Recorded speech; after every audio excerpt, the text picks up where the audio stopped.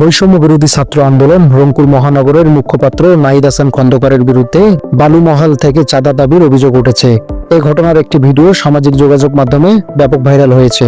অভ্যুত্থান পরবর্তী বৈষম্য বিরোধী ছাত্র আন্দোলনের সংগঠকের এমন কর্মকাণ্ডে ক্ষোভ প্রকাশ করেছেন সচেতনরা।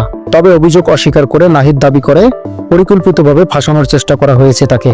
সামাজিক যোগাযোগ মাধ্যমে ছড়িয়ে পড়া ভিডিও সূত্রে জানা যায়, রংপুর নগরীর গ্রিন সিটি ইকো পার্কের প্রকল্প ব্যবস্থাপক বেলাল হোসেনের সঙ্গে বৈষম্য বিরোধী ছাত্র আন্দোলন রংপুর মহানগরের মুখপাত্র নাহিদ হাসান খন্দকারের কথোপকথন শোনা যায়।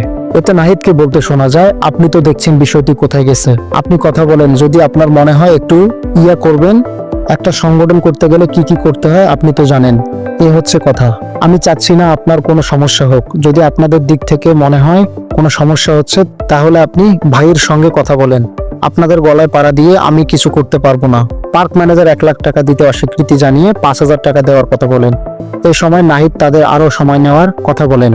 শনিবার সকালে এই ভিডিওটি সামাজিক যোগাযোগ মাধ্যমে ছড়িয়ে পড়লে সমালোচনার ঝড় ওঠে। বৈষম্য বিরোধী ছাত্র আন্দোলন রংপুর মহানগরের মুখপাত্র নাহিদ হাসান খন্দকার বলেন, আমি পার্কে গিয়ে সরেজমিন দেখেছি, সেখানে অবৈধভাবে বালু উত্তোলন হচ্ছে।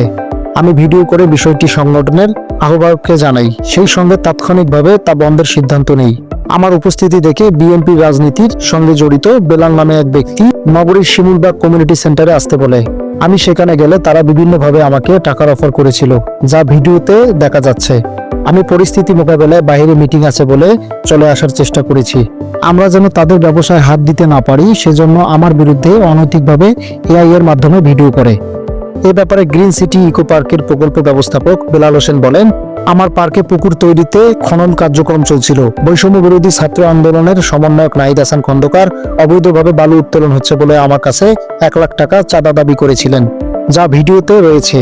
এছাড়া তার চাঁদা দাবির অনেক কল রেকর্ড আমার কাছে রয়েছে, যা দ্রুততম সময়ে প্রকাশ করা হবে।